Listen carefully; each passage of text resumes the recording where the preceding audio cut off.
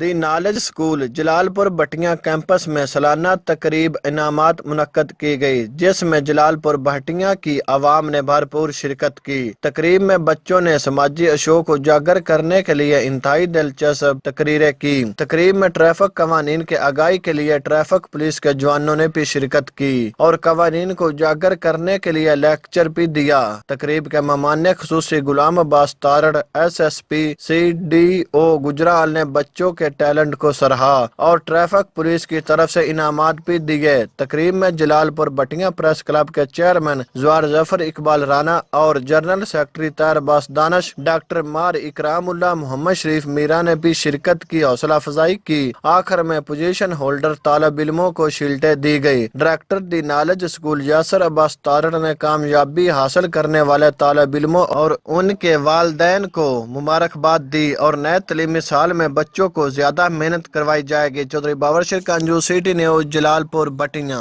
ہم لاتے ہیں ٹاپ نیوز، آپ کے فیوریٹ ٹاک شوز اور انلمیٹڈ انٹرٹینمنٹ صرف یوٹیوب پر۔ اگر آپ نے ابھی تک ہمارا چینل سبسکرائب نہیں کیا تو ابھی سبسکرائب کریں اور بیل آئیکن کو کلک کر کے ہماری لیٹسٹ ویڈیوز کے بارے میں اپڈیٹ جانیں۔